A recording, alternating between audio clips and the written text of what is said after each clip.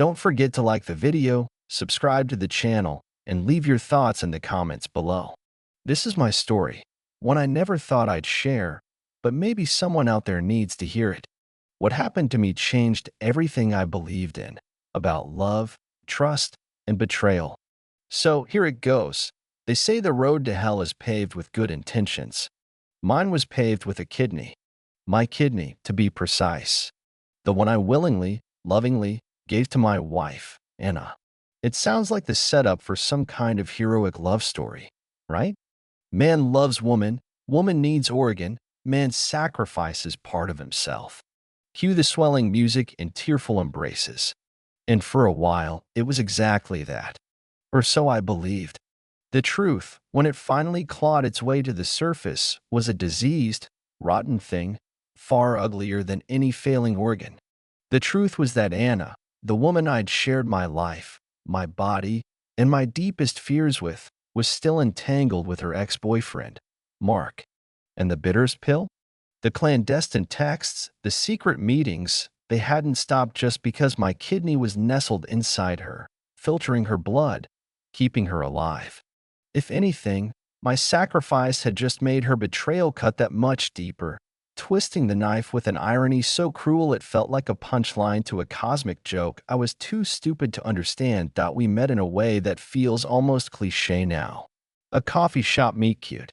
I just moved to the city for a new job, an engineer with a decent future mapped out, and she was a local artist, vibrant and full of a chaotic energy that both intimidated and fascinated me. Anna had a laugh that could fill a room and a way of looking at the world that made everything seem brighter, more intense. She painted life in bold strokes, while I was all about precision and careful calculation. Opposites attract, they say. In our case, it felt like finding a missing piece. We dated for 2 years, a whirlwind of gallery openings, late-night talks about everything and nothing, and gradually, the blending of our two very different worlds. Her friends were bohemian and loud. Mine were more reserved, colleagues mostly. But it worked.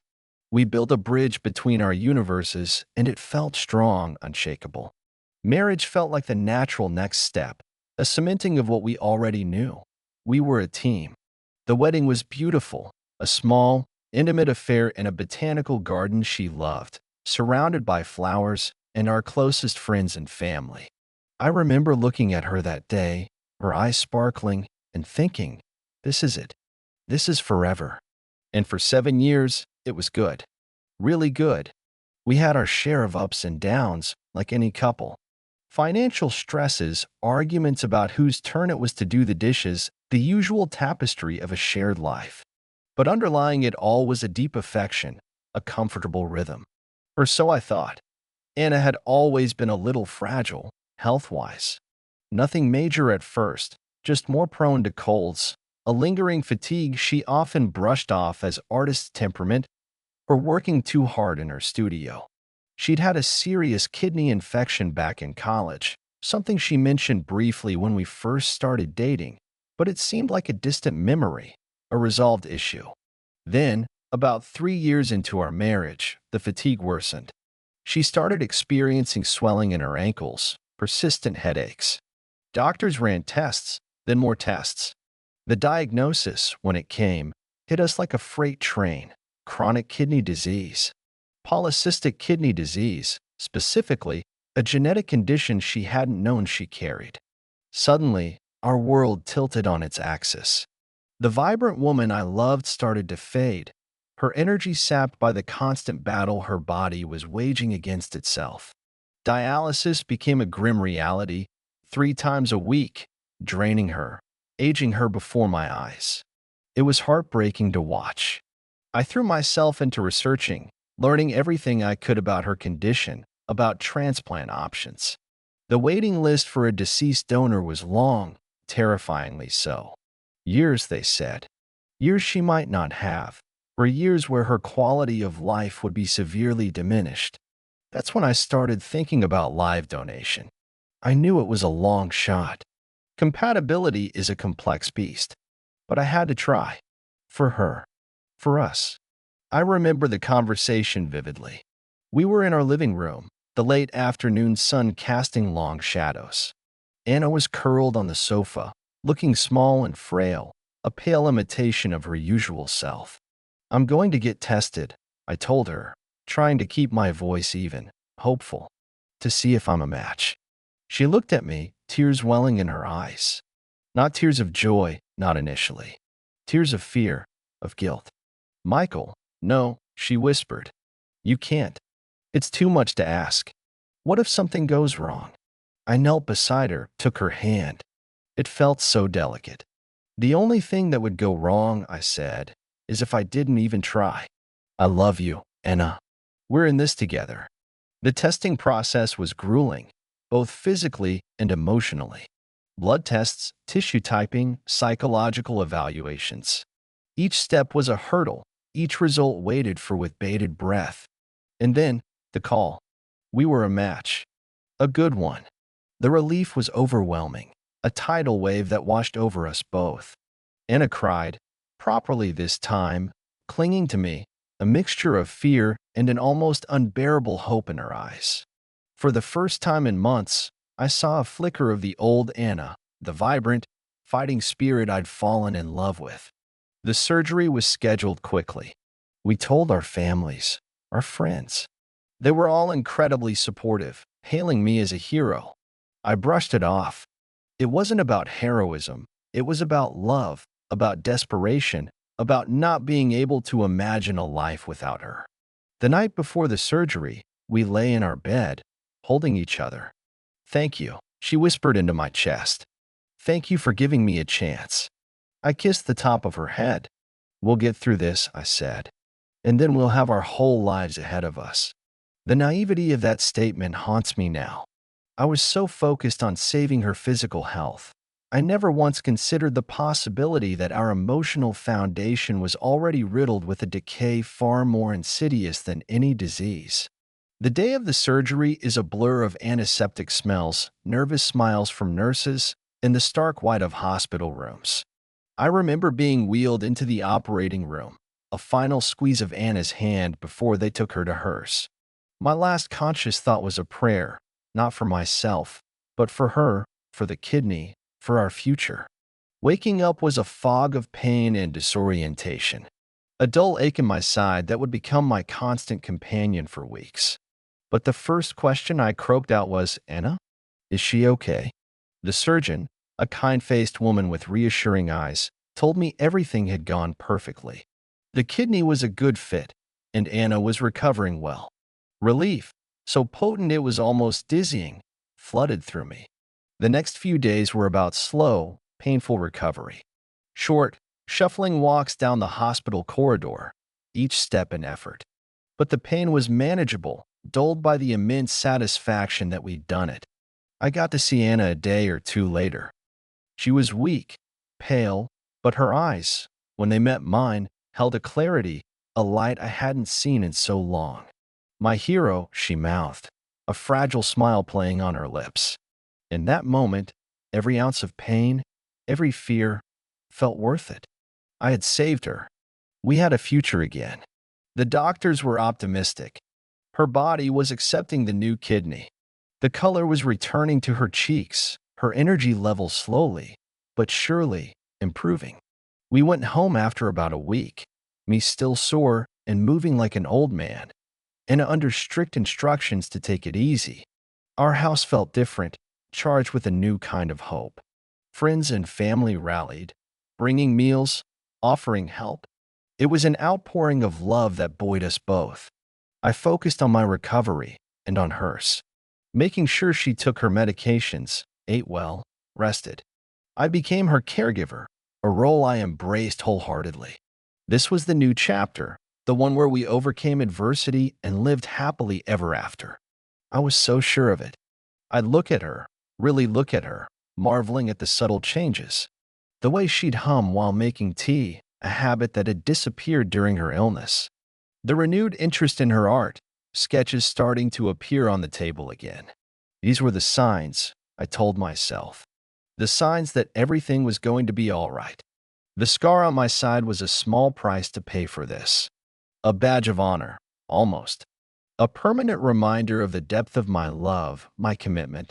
Little did I know it would soon become a symbol of something else entirely, my monumental, heartbreaking naivety. The first few months post-surgery were a period of cautious optimism and readjustment. Anna was getting stronger every day. The dark circles under her eyes began to fade, replaced by a healthy glow I hadn't realized I'd missed so desperately. She started painting again, tentatively at first, then with a renewed fervor that filled our small home with the smell of turpentine and linseed oil. I cherished these signs of her return to health, her return to herself. My own recovery was steady.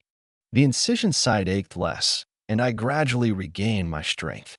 I went back to work part-time, then full-time. Life was inching towards a new normal, a normal I had fought so hard for, a normal I had literally given a part of myself to achieve. It was during this period, maybe 4 or 5 months after the transplant, that the first subtle discordancies began to emerge.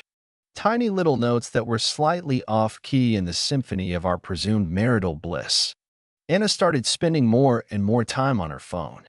Nothing overtly suspicious at first. Replying to well-wishers, reconnecting with friends she'd lost touch with during her illness, browsed social media. Or so she said. But there was a new furtiveness to it. The way she'd angle the screen away if I walked by, the slight jump if I entered the room unexpectedly while she was texting. I'd ask who she was talking to, and she'd be vague. Oh, just an old college friend, or someone from that art group. Names I didn't recognize, or names I vaguely did but couldn't quite place.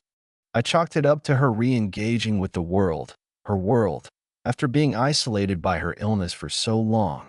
I didn't want to be the controlling husband, questioning her every interaction. God knows, she deserved some freedom, some joy, after what she'd been through. Plus, I was still basking in the glow of my hero status. I'd saved her life. The idea that she could be anything less than completely devoted, completely transparent with me, seemed preposterous. It was an ego bomb, I suppose, that blinded me to the early warning signs. Then there were the errands. She started having reasons to be out of the house more frequently. A sudden need for specific art supplies from a store across town, even though she just had a delivery. Impromptu coffee meetings with friends. Again, nothing concrete. Plausible deniability was her shield, and my own desire to believe in her was my Achilles heel. I'd sometimes offer to go with her, and she'd have a quick excuse. Oh, you'd be bored, darling? Or, I just need to pop in and out. It's not worth you coming. Small rejections, but they started to accumulate, like tiny grains of sand forming an uncomfortable grid in our interactions. One particular Saturday sticks in my mind. Anna said she was meeting a friend, Sarah, for lunch and a bit of shopping. Sarah was a fellow artist I'd met a few times. Around mid-afternoon, I was at the hardware store picking up a few things when I ran into Sarah's husband, Tom. We chatted for a bit, and I casually mentioned Anna being out with Sarah. Tom looked puzzled. Sarah's at home, he said. She's been battling a migraine all day. A cold knot formed in my stomach. I tried to keep my expression neutral. Oh, really? Maybe Anna got her days mixed up, or the friend's name. You know how it is. I laughed it off, but the seed of doubt, a particularly nasty and invasive weed, had been planted. When Anna came home later that evening, looking flushed and happy, I asked her how her lunch with Sarah was. It was great, she chirped. We had a lovely time. Sarah's thinking of starting a new series of paintings, really exciting stuff. She went into detail, weaving a plausible narrative. I listened, a sick feeling growing inside me. Why lie about something so trivial? Unless it wasn't trivial at all. But still, I rationalized. Maybe she had met someone else and didn't want to explain. Maybe she just wanted some alone time and felt she needed an excuse. The alternative, that she was deliberately deceiving me about something significant, was too painful to contemplate, especially now, after everything. After the kidney. The real turning point, the moment the carefully constructed facade of our happy, post-transplant life began to truly crumble happened on a Tuesday evening. It was about 6 months after the surgery. I came home from work a little earlier than usual. Anna wasn't expecting me. I walked into the bedroom to change, and her phone was on the nightstand, buzzing with an incoming message. Usually, I wouldn't even glance. I respected her privacy. We both did, or so I thought. But given the unsettling feeling I'd been carrying around, the little inconsistencies, Tom's comment, I hesitated. The screen lit up with a preview of the message. Just a few words, but they were enough to make my blood run cold. From Mark. Mark, her ex. The one she'd dated for a couple of years before me. The one she'd always described as a bit of a mistake, immature, not right for her. The message itself was innocuous enough on the surface, still thinking about yesterday. Can't wait to see you again. But yesterday? Where was she yesterday that I didn't know about? And see you again? My heart started hammering against my ribs. This wasn't Sarah. This wasn't some random art acquaintance. This was Mark, her ex-boyfriend. Why was he messaging her like that? Why was his name lighting up her phone with an intimacy that felt like a slap in the face? I stood there, frozen, staring at the phone. It buzzed again. Another message from Mark. You left your scarf in my car. Want me to drop it off? Or will you pick it up Friday? Winky face. The winky face emoji felt like a tiny, deliberate stab. Her scarf. In his car. Friday. Another planned meeting. My mind raced, trying to make sense of it, trying to find an innocent explanation. There wasn't one. Not one that didn't involve a level of betrayal that I couldn't comprehend. I felt a tremor go through my hands. I picked up the phone. It wasn't locked. Anna had always been a bit careless with things like that, trusting, or perhaps just not thinking I'd ever look. With trembling fingers, I opened the message thread. My stomach lurched. It wasn't just those two messages. It was a whole history. Weeks, maybe months of them. Flirtatious banter, inside jokes, arrangements to meet. Talk of close calls, mentions of M. That was me, I realized with a sickening thud, and how they had to be careful. There were photos. Selfies of them together, smiling, looking happy. A picture of Anna wearing a necklace I didn't recognize. A picture of Mark, shirtless, that she had hearted. Each message, each picture, was a fresh stab of pain, a deeper twist of the knife I hadn't even known was lodged in my back. And then, the dates. Some of these messages, these secret meetings, had happened before the transplant. While she was sick, while I was going through tests, while I was preparing to give her a part of myself. The timeline was blurry, but the implication was horrifying. Had this been going on even then? Had she been seeing him while I was literally sacrificing my health for her? The thought was so monstrous, so utterly devastating, that I actually felt dizzy. I had to sit down on the edge of the bed. The room seemed to spin. The scar on my side, the one that was supposed to be a symbol of my love and sacrifice, suddenly throbbed with a new, unbearable kind of pain. It felt like a brand, marking me as a fool. The hero of our story was, in reality, the clueless chump. And Anna, the woman I loved, the woman I had saved, who was she? I didn't know her at all. The sound of her key in the front door lock downstairs was like a gunshot in the sudden, oppressive silence of my shattered world. The confrontation was not immediate. I couldn't do it. Not then.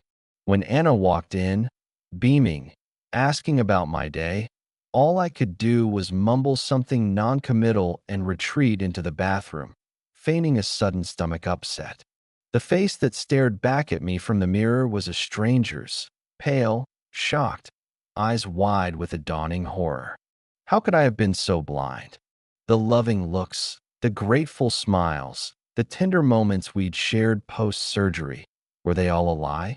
A performance for the benefit of the man whose kidney was now a part of her? The thought made me physically sick. I spent that night in a daze, lying next to her in bed, a chasm wider than the Grand Canyon yawning between us.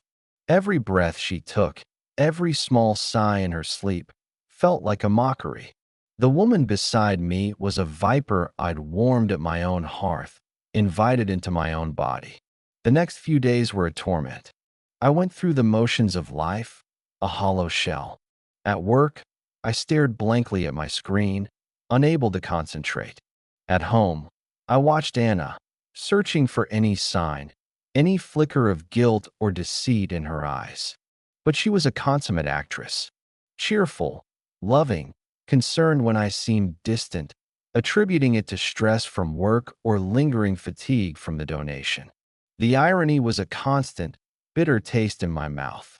Her concern for my well-being, now that I knew about Mark, felt like salt rubbed into an open wound.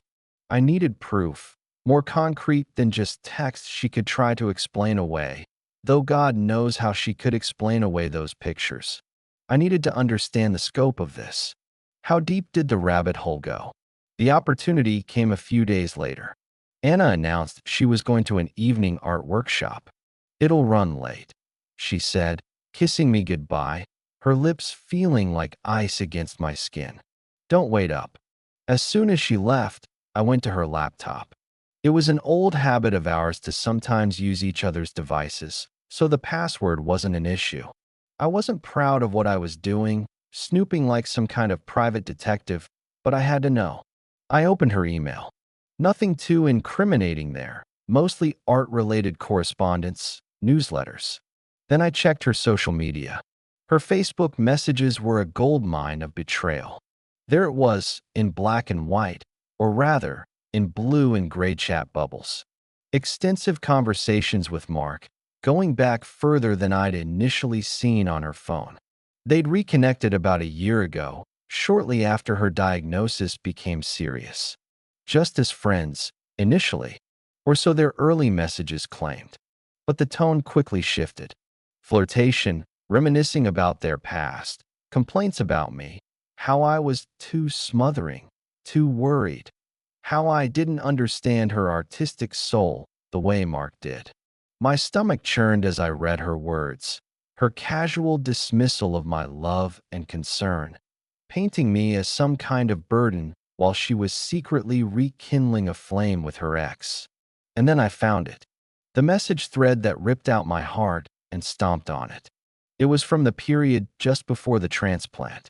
Mark was expressing concern about the surgery, about her health. Anna's replies were chilling. She wasn't just reassuring him. She was planning their future. "Once this is all over," she wrote, "and I'm better, things will be different. Michael will have done his part, and then we can figure out a way to be together. He's a good man. He'll be fine. Done his part. Like I was a service provider. A walking, talking organ bank. My sacrifice, my gift of life, reduced to a mere transaction, a stepping stone for her to get back to her ex." The rage that filled me was cold, terrifyingly so. It wasn't a hot, explosive anger, but a deep, glacial fury that settled in my bones. She hadn't just cheated on me. She had used me, manipulated my love for her, my desire to save her, as a means to an end. An end that didn't include me, except as the discarded husk of a donor. There were messages discussing my recovery too. Mark asking if I suspected anything. Anna assuring him I was clueless, too trusting. She even joked about how my hero complex made it easy to deceive me. Every word was a fresh betrayal. I saw pictures of them on dates I now realized coincided with times she'd claimed to be with other friends or at art events. There was even a photo of them a few weeks after the surgery. Anna looking healthy and vibrant, smiling into Mark's eyes, my kidney working away inside her. The photo was time-stamped. It was a day I'd been home, recovering, feeling particularly weak and vulnerable, and she'd said she needed to get some air and visit a gallery for inspiration. The inspiration, it seemed, was Mark. I felt like I couldn't breathe. I had given her a part of my body, risked my own life, out of love. And she had, with calculated cruelty, used that love, that sacrifice, to facilitate her affair. It was a betrayal so profound, so monstrous, it almost defied comprehension. I sat there in the dim light of her laptop screen, the evidence of her deception burning into my retinas, and something inside me broke. The love I had felt for Anna, the compassion, the fierce protectiveness, it all curdled, transforming into a resolve as hard and cold as steel. She hadn't just broken my heart, she had desecrated something sacred, and for that, there had to be a reckoning. The idea of simply confronting her, of her crying and apologizing, felt woefully inadequate. This wasn't a simple mistake. This was a calculated, long-term deception that preyed on the deepest act of love I was capable of. No, a simple confrontation wouldn't do. She needed to understand the true cost of her actions. And so did Mark. The days following my discovery were the hardest of my life. I lived a lie, just as she had. I smiled. I made small talk. I even feigned concern when she came home late from her art workshop, which I now knew was a rendezvous with Mark. Each interaction was a fresh wave of nausea. Seeing her, hearing her voice, knowing the depth of her betrayal while my kidney sustained her, it was a constant, agonizing torment. The scar on my side, once a symbol of love, now felt like a brand of shame, a testament to my gullibility. I slept on the couch mostly, making excuses about my back still bothering me from the surgery. The thought of sharing a bed with her was unbearable. She didn't push it, probably relieved to have the space, more freedom for her late-night texting, her secret calls. My mind, however, was anything but idle. The initial shock and overwhelming grief began to coalesce into a cold, hard anger. But it wasn't a reckless anger.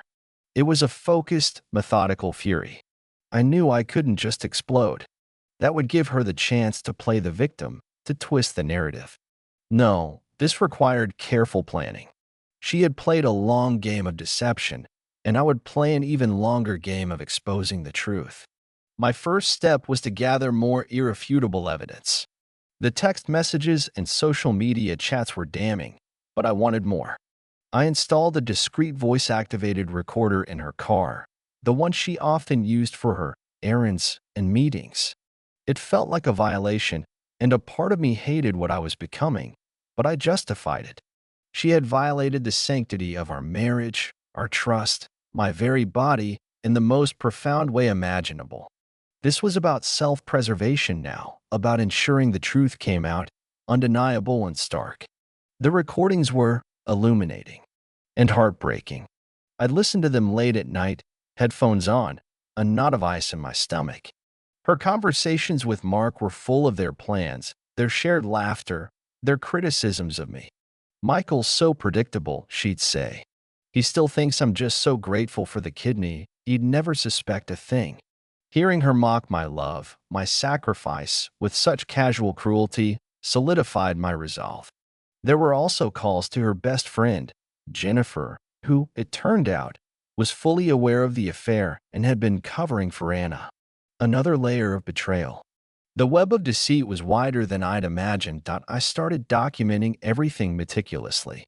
Screenshots of messages, copies of photos, audio files from the recorder, timelines of her supposed whereabouts versus her actual meetings with Mark. I became a reluctant expert in digital forensics, recovering deleted files, cross-referencing information. It consumed me, this grim task, but it also gave me a strange sense of purpose in the midst of my emotional wreckage. I also started consulting with a divorce lawyer, very discreetly. I needed to understand my options, the legal ramifications.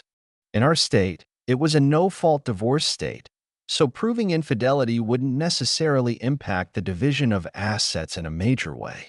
But it would impact alimony, and more importantly for me, it would be crucial for the narrative, for the truth. My lawyer, a sharp, no-nonsense woman named Ms. Albright, listened to my story with a grim expression. When I told her about the kidney donation, she actually paused, took off her glasses, and looked at me with something that might have been pity, or perhaps just professional shock. "Mr. Davies," she said, "in 25 years of practicing family law, I've heard some terrible stories. But this This is a special kind of cruelty. Her validation, as clinical as it was, helped. It confirmed that I wasn't overreacting, that the betrayal was as egregious as I felt it was. We discussed strategy. The key was to expose the affair in a way that was undeniable and public enough to ensure Anna couldn't spin the story, couldn't paint herself as the victim. The revenge, if you could call it that, wasn't about destroying her. It was about truth and consequences. She had built her new life with Mark on a foundation of my sacrifice and her deceit. I was going to demolish that foundation. The plan began to take shape. It wasn't just about Anna, it was about Mark too. From what I'd pieced together from their conversations, Mark had his own long-term girlfriend, a woman named Chloe, who was apparently oblivious to his rekindled affair with Anna. He was playing her just as Anna was playing me. Two deceitful peas in a pod. My justice needed to include Chloe knowing the truth. She didn't deserve to be a pawn in their games. The target date for revealing everything would be our wedding anniversary. Our upcoming 10th anniversary. The irony was too potent to ignore. Anna had started talking about it, suggesting a weekend getaway, a romantic dinner. We should celebrate, she'd said, her eyes shining with that false sincerity that now made my skin crawl. Especially after everything we've been through this year. It's like a new beginning for us. Oh, it would be a new beginning, all right. Just not the one she was envisioning. I played along, feigning enthusiasm, discussing potential destinations, all the while meticulously preparing. I created a detailed package of evidence, printed copies of texts, photos, summarized transcripts of key audio recordings. One package for Anna, one for Mark, and one for Chloe. I even found Chloe's workplace address through some careful online sleuthing. The most difficult part was maintaining my composure, living a double life. There were moments I almost broke. Times when her casual affection, her feigned concern, felt like a physical blow. I'd retreat, lock myself in the bathroom, take deep breaths, reminding myself of the end goal, not revenge in the traditional sense, but the unveiling of truth, the restoration of a twisted reality. I also started quietly separating our finances as much as legally possible, moving my salary into a new, separate account. I documented all shared assets, prepared for the inevitable financial fallout of a divorce. I was building a lifeboat while navigating a sinking ship. The emotional toll was immense. I was sleeping poorly, eating erratically. My friends noticed I was withdrawn, stressed. I couldn't confide in them. Not yet. This was a battle I had to fight alone, at least until the moment of detonation. The man who had willingly offered up his kidney out of love was now a man meticulously plotting the exposure of the recipient. It was a transformation that saddened me, but also hardened me. Love could be a weakness, I realized, if misplaced. And my love for Anna had been catastrophically misplaced. The day of our 10th anniversary arrived, cloaked in a deceptive late spring warmth. Anna was in high spirits, humming as she got ready for the surprise dinner I'd told her I was arranging. She'd bought a new dress, a slinky, deep blue number that I knew. With a sickening certainty, Mark had probably complimented or even helped her choose during one of their clandestine shopping trips. She thought we were going to a fancy restaurant downtown, the one where I'd first awkwardly told her I loved her years ago. Instead, our destination was far more intimate and far more explosive, our own dining room. I'd spent the morning making it look perfect. Candles, her favorite flowers, ironically, white lilies, symbolizing purity, a touch of my own bitter humor, and a carefully curated playlist of songs that had once been ours. On the table, instead of gourmet food, were 3 envelopes neatly addressed. One to Anna. One I'd already arranged to be messengered to Mark at his home, timed to arrive just as we were celebrating. And the third, for Chloe, was already on its way to her office via a trusted courier, marked personal and confidential. Anna came downstairs, looking radiant, a stark contrast to the storm brewing inside me. "Michael, this is beautiful," she said, her voice soft, looking around at the candlelit room. But I thought we were going out? I pulled out her chair. I thought a private celebration would be more meaningful, I said, my voice betraying none of the turmoil. For such a special milestone. We sat. She looked at the envelope with her name on it, a slight frown creasing her forehead. What's this? I looked her directly in the eyes, the mask I'd worn for weeks finally beginning to crack. It's the truth, Anna, I said, my voice low and steady. Something we haven't shared in this house or in this marriage for a very long time. Her smile faltered. A flicker of unease, perhaps even fear, crossed her face. Michael, what are you talking about? You're scaring me. Am I? I pushed the envelope slightly towards her. Open it. It's a story. Our story. The real one. Her hands trembled as she picked it up. She looked from the envelope to my face, searching for some explanation, some reassurance that this was all just a bizarre joke. She found none. My expression was granite. Slowly, she opened it. Inside, the first few pages were printouts of her text exchanges with Mark. The ones where they planned their trysts, the ones where she belittled me, the ones where she talked about me doing my part. I watched her face as she read. The color drained from it, replaced by a ghastly pallor. Her eyes, wide and horrified, darted from the pages to me and back again. The confident, radiant woman from moments before was crumbling. Michael. I can explain, she stammered, her voice barely a whisper.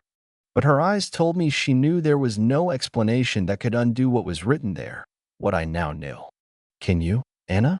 I asked, my voice still quiet, but laced with an icy calm I didn't know I possessed. Can you explain the photos? The ones of you and Mark, looking so happy, taken while I was recovering from giving you my kidney? Can you explain the recordings of you laughing with him about how clueless I am? Her hand flew to her mouth. The carefully constructed facade was shattering, piece by piece. She started to cry, silent tears at first, then choked sobs. It wasn't. It didn't mean anything, she gasped out, the classic cheater's lament. Didn't mean anything? I repeated, my voice rising slightly, the anger finally beginning to seep through. It meant enough for you to lie to me every single day. It meant enough for you to meet him secretly while the man who gave you a second chance at life was at home, trusting you, loving you. It meant enough for you to plan a future with him, contingent on my kidney saving you first. I gestured to my side, to the faint scar beneath my shirt. This didn't mean anything to you beyond a means to an end, did it? So you could be healthy enough for him. She was openly weeping now, shaking her head, but she offered no denial. The evidence was too overwhelming. At that moment, her phone, sitting on the table beside her, began to ring. The caller ID flashed. Mark. His timing was impeccable. He'd obviously just received his own package. Anna stared at the ringing phone like it was a venomous snake. Don't answer it, I said. Let him stew. I imagine he's having quite an evening. And I'm sure Chloe, his girlfriend, will have some questions for him too, once she opens her little anniversary gift from me. Anna's head snapped up, her eyes wide with a new kind of panic. Chloe? You told Chloe. Everyone involved deserves to know the truth, Anna, I said. Don't you think? The full extent of what I had done, the precision of it, was clearly dawning on her. This wasn't just a marital spat. This was a carefully orchestrated implosion of her secret life. The phone stopped ringing, then immediately started again. Mark, persistent. He seems eager to talk to you, I remarked, a bitter smile touching my lips. Perhaps to coordinate your stories. Though it's a little late for that. She buried her face in her hands, her shoulders shaking. The beautiful dinner, the romantic ambience, it was all a grotesque mockery now. Why, Michael? She finally wailed, looking up at me, her face streaked with tears and mascara. Why do this? Why couldn't you just confront me? Confront you? I leaned forward. You mean, give you a chance to lie more? To manipulate me further? To cry and play the victim and make me doubt what I know to be true? No, Anna. You forfeited the right to a simple confrontation when you decided to treat my love, my life-saving gift, as a disposable commodity. You built this charade. I just pulled back the curtain. The silence in the room was thick, broken only by her ragged breathing and the distant sound of Mark's persistent calls turning into voicemails. The candles flickered, casting dancing shadows on her devastated face. There was no satisfaction in seeing her like this, not really. Just a profound, aching sadness for what we had lost, for what she had thrown away. But there was also a grim sense of justice. The truth was out, undeniable, irrevocable. The power she had held over me, the power of her deceit, was broken. My anniversary gift to her was her own duplicity, served cold. Looking back, that night feels like a scene from a movie, not my own life. The raw emotion, the shattered illusions, the stark, undeniable truth laid bare on our dining room table. After Anna's initial breakdown, a heavy, suffocating silence descended. Mark's calls eventually stopped. She just sat there, staring at the damning pages, occasionally letting out a shuddering sob.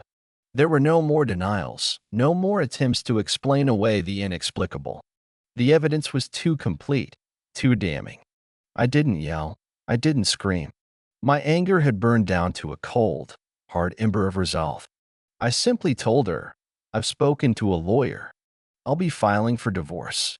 Her head jerked up, fresh tears streaming. Michael, please, can't we talk about this? Work through this? I made a terrible mistake. A mistake? Anna? I looked at her, really looked at her, perhaps for the first time without the rose-tinted glasses of affection. A mistake is forgetting to pick up milk from the store. What you did was a calculated, sustained campaign of deception. You didn't just cheat on me. You exploited my love, my sacrifice. You built your affair on the foundation of the kidney I gave you. There's no working through that. That's a fundamental betrayal of everything we were, everything I thought we were. I told her I'd be staying at a friend's place for a while. I'd already packed a bag. The house, our home, suddenly felt like a mausoleum filled with the ghosts of dead trust and broken vows. She begged me to stay, to reconsider. She promised to end it with Mark, to do anything. But her words were hollow. How could I ever believe anything she said again? The trust, the very bedrock of our relationship, had been pulverized. The next few weeks were a blur of legal proceedings, awkward handovers of belongings, and the painful process of disentangling our lives. Ms. Albright, my lawyer, was a rock. She handled the details with ruthless efficiency, shielding me from the worst of the direct confrontations. Anna, through her own lawyer, initially tried to contest certain aspects, to paint herself as a victim of a vindictive husband. But the evidence I had gathered was unassailable. The voice recordings, in particular, were devastating to her attempts to portray herself in a sympathetic light. Her own words, her own mockery of my hero complex, damned her. The news about Mark and Chloe also unfolded. As I'd anticipated, Chloe was horrified and promptly ended their relationship. Mark, I heard through the grapevine, didn't take it well. He tried to salvage things with Anna, but their affair, born in deceit and exposed so brutally, couldn't survive the fallout. Last I heard, they were no longer together. Their grand romantic reunion, built on my pain, had crumbled to dust. Good riddance to them both, as far as I was concerned. The divorce itself was relatively quick, given the circumstances. The no-fault aspect meant we didn't have to drag the sordid details through a public court battle, which I was grateful for. The financial settlement was fair, though I made sure my lawyer fought for an equitable division that acknowledged the extreme emotional distress and manipulation I'd endured, as much as the law would allow. The house was sold. We split the proceeds. It was a clean break, legally speaking. Emotionally, it was anything but. There were days I felt like a walking wound, the pain of her betrayal a constant, dull ache. The scar on my side would sometimes throb, a physical reminder of the emotional evisceration. Friends and family rallied around me, offering support, anger on my behalf, and a patient ear. Their kindness was a lifeline in those dark months. I started therapy, something I'd never considered before. Talking it through with a neutral third party helped me process the grief, the anger, the profound sense of violation. It helped me understand that her actions were a reflection of her character, not a judgment on my worth. Slowly, very slowly, I began to heal. The anger faded, replaced by a deep, lingering sadness, and eventually, a kind of weary acceptance. I learned to live with the scar, both the physical one and the emotional one. They were part of my story now. Do I regret donating my kidney? That's the question everyone asks, the question I asked myself 1,000 times. And the answer is complex. I don't regret trying to save a life. I don't regret the act of compassion itself. What I regret, profoundly, is who I gave it to. I regret the trust one placed in Anna, the love I poured into a woman who was capable of such profound duplicity. But the act itself, the donation? No, that was done from a place of love, however misguided that love turned out to be. To regret the donation would be to let her tarnish that part of me too, and I won't give her that power. Life is different now, quieter, more introspective. I'm more cautious with my heart, more discerning. The experience, as devastating as it was, taught me some harsh lessons about human nature, about the hidden depths of deceit some people are capable of. But it also taught me about my own resilience. I survived something that felt unsurvivable. I faced the ugliest truth and walked away, bruised but not broken. I found a strength I didn't know I possessed. There's no grand, triumphant ending where I ride off into the sunset. Life isn't like that. But there is a quiet peace, a sense of having reclaimed myself. I'm still healing, still rebuilding, but I'm moving forward. And that, in itself, is a victory. Looking back, I realize I lost a part of myself, but I also found something stronger. If you've ever been betrayed, know this: you're not alone, and healing is possible. Thank you for listening to my story. Don't forget to like, comment, and subscribe for more real stories like this one. Until next time, take care of yourself.